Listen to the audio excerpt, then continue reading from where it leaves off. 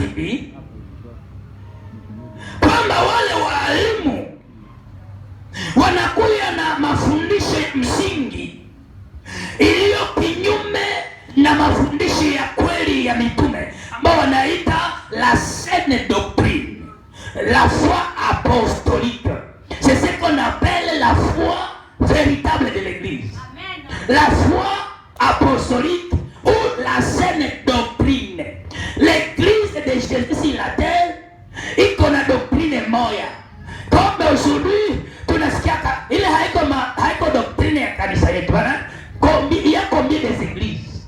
Jésus a dit je bâtirai mon église.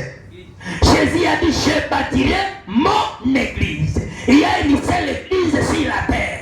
Et toutes les assemblées locales banapaswa kutembea mu esprit de l'église de Christ bâtie par les apôtres. Amen. Car il est écrit Ephésiens chapitre 2 verset 19 qui dit nous sommes édifiés si les enseignements des apôtres et des prophètes, Jésus est à la pierre angulaire. Une église qui n'enseigne pas la saine doctrine n'est pas une église de Jésus.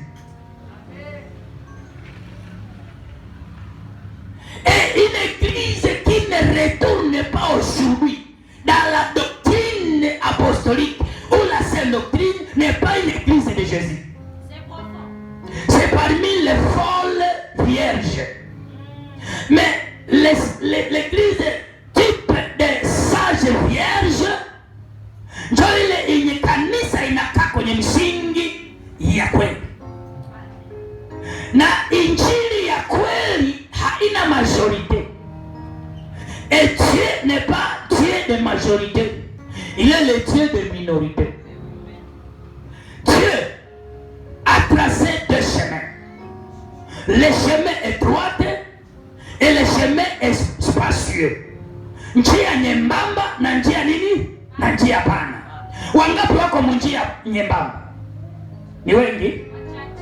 Anasema si wengi wanaoingia ndani. Wanatamani waingie, lakini kondisio ya mafundisho ya kukuingiza mwa ile njia nyembamba, wengi wakifika wanafanya nini? Wanakuwa bloke, wanarudia. Wanaenda kwa njia nini? Kwa njia pana. Est-ce que vous connaissez? Alors, il dit ceci. Ces personnes sont enflées d'orgueil.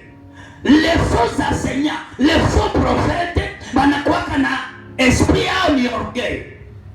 Bako na attitude d'orgueil.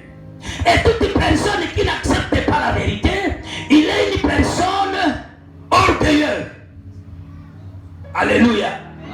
Parce que l'orgueil, c'est le fruit du diable.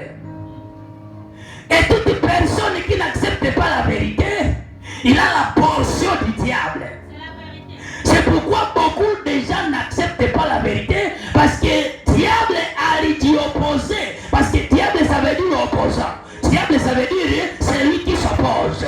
Et quand quelqu'un écoute la vérité et il s'oppose dans son cœur, ce n'est pas lui, c'est le diable qui est à lui qui s'oppose et ne pas recevoir la vérité. Amen.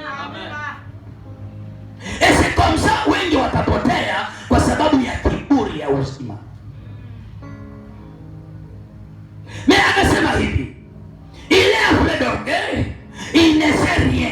Toute personne qui est orgueilleuse, il ne sait rien. Il ne sait rien. Il ne sait rien. Des personnes humbles, c'est ce qui apprend. Wale walio wanyenyekevu ndio wanajifunzaka. Maana mwanafunzi ni mtu anayenyenyekea na kutii. Nani anaweza enda mu masomo kisha uko unapenda kukomande professeur maître mu masomo, utafukuziwa, hautapata mwezi mmoja. Et aujourd'hui, parce que l'église est l'esprit de la démocratie. Aujourd'hui, comme nous vivons dans des républiques démocrates, et l'esprit de la démocratie a entré dans l'église. La voix du peuple, c'est la voix de Dieu, c'est du mensonge. Haiyawahi kuwa sauti ya wanadamu, iwe sauti ya Mungu. Ya andiko nasema mawazo yenu si mawazo yangu. Maana wote wanaotaka kutembea kulingana na mawazo yao na nia yao hawezi tembea na Mungu. Maana Mungu iko na yenye wanaita theokrasi.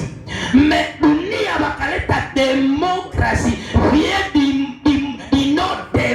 démon, le diable, démon. Ça veut dire quand nous nous opposons contre Dieu, nous devenons des démocrates. Nous devenons des enfants du diable. Bwana Yesu atusaidie sana. Naomba kwa ajili ya mtu mmoja mchana wa leo, Bwana achilie roho ya kiburi ikuondokee moyoni.